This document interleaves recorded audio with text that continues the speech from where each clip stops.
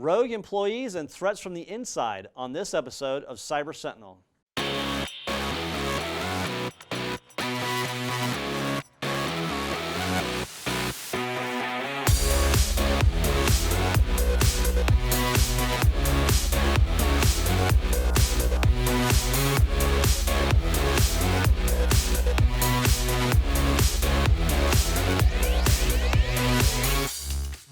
Hi, I'm Alan Adcock. I am the CEO of ASC Group. We are an IT and cybersecurity firm based here in Atlanta, Georgia. And this is Cyber Sentinel, where we talk about ways to keep your business safe online. So one long-term scam that we've continued to see in the marketplace is around medical records thefts. Oftentimes, a thief looking for medical records is going to compromise a person on the staff at a doctor's office.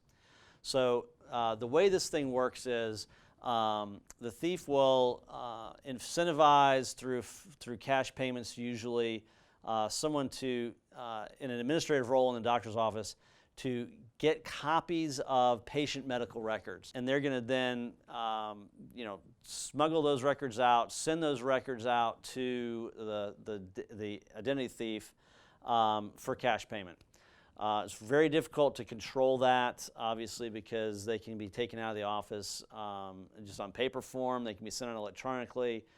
Different methods of transmitting that data. The reason that the thieves want that data is they'll take that information and then turn around and file a fake IRS tax filing with that information. So the patient is not going to know that this has happened for a number of months. Typically, the only way the patient is going to find out that their identity has been stolen is when they go and file their tax return. Could be a year later, and the IRS will send them a notice that says, hey, you've already filed, and we've already sent your refund, so why are you filing again? At which point you realize my identity's been stolen and someone has taken my tax refund. So that's where the money is in this for the thief. They're collecting that tax refund money that's not really theirs. So they want to do these. It's a volume game. They want to do as many of these as they can. Sometimes it's people who've been trained to do tax preparation, at tax time as a temporary employee, and then they want to turn this into a way to make money through the theft of that identity. The main ways you can combat this as a consumer is when you are at a doctor's office and you're filling out that new patient information, there's always a blank on that form for your Social Security number. Don't fill that in. There is no reason that you have to fill that in to be a patient of that doctor's office. In fact, often the doctor's offices just want that information so that if you don't pay your bill, they can turn you to collections. So just remember, don't fill in that Social Security number form at the doctor's office. If you are a medical professional and you run an office, there are ways that we can put in monitoring on your computer network to see if that information is being transmitted out of your network. And to make sure that your patients are protected in case there is a temporary employee or an administrative person on your staff that's trying to make money on the side by selling those records. So again, that's just one of those long-term, ongoing threats that we see in the medical space particularly. In the category of unbelievable news, this story is coming out of the Ukraine.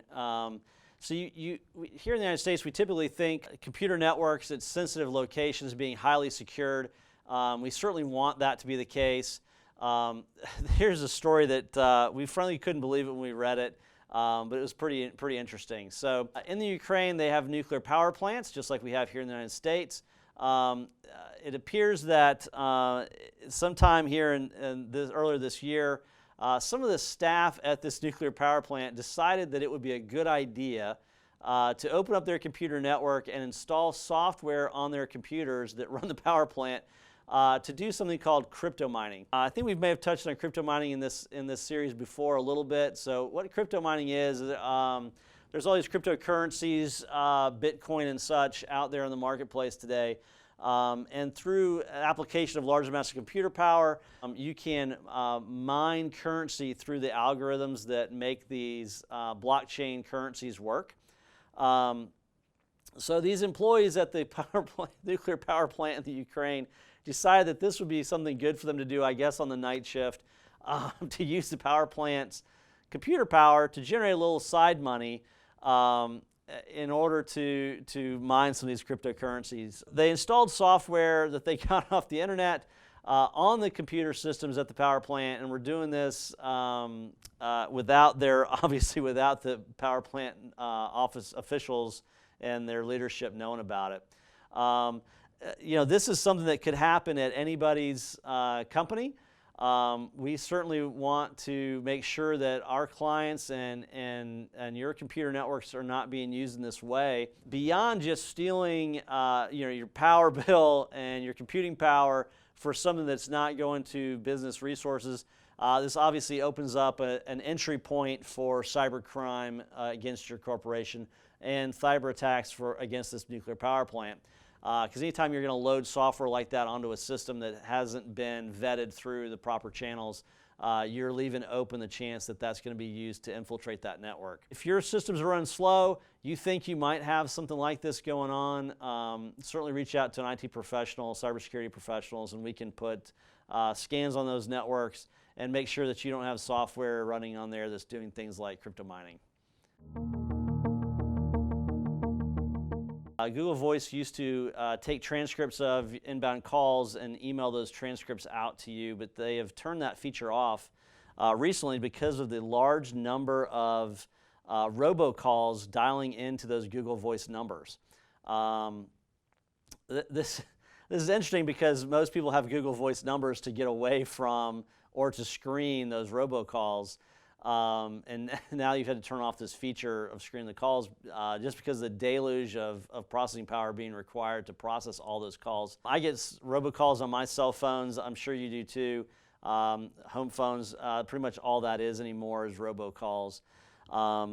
So this is a growing problem on voice platforms all the way around. Some of this is being generated through problems at the actual carriers themselves. Where access to those phone numbers is being sold by call center workers to black market entities to allow those numbers to be called on a regular basis. Another scam that they're running out of these call centers is they are actually selling access to cell phone location data.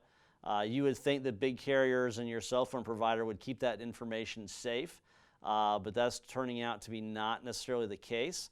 U.S. Justice Department cases currently pending where call center employees have sold that information out to various people who want that information. In this case, car dealerships, landlords, stalkers, and even bounty hunters have been given access to your cell phone location data. Obviously, people who these folks are looking for don't necessarily want to be found, and there is an assumption of some privacy of that information, but through rogue employees at large carriers, in this case it's AT&T, but it could be any of them. Anybody that has that access to that information can then turn around and sell that information on the black market to people who are looking for it. These cases will be very interesting to watch to see if the government decides to get involved in this to try to help us to protect that information. All these cell phones, everybody has a smartphone it seems like today, and all of them track your location. So that data is pretty important to keep secured, but they're not doing a very good job of it. We're also seeing a lot of cases right now around SIM swapping, which is where all your text and your phone call data will be sent to a different phone. So basically, somebody can track all the activity off of your phone. This is typically done out of a cell phone store or retail establishment where the workers are being compensated on the back for providing access to that information. So these are all things we want to look at and keep watch on these court cases that are pending to see if the carriers themselves are held responsible for this. And we'll have some more information in future episodes about maybe ways that you can help to protect that information better since the carriers themselves are not doing a good job at it. So that's all we've got for this episode of Cyber Sentinel. If you've got questions you want us to address in the future, please find us on social media at #CyberSentinel. We also have a twice monthly security tech tip that we send out. There'll be a link to that below. Please sign up for that and get the latest information on how to keep yourself safe.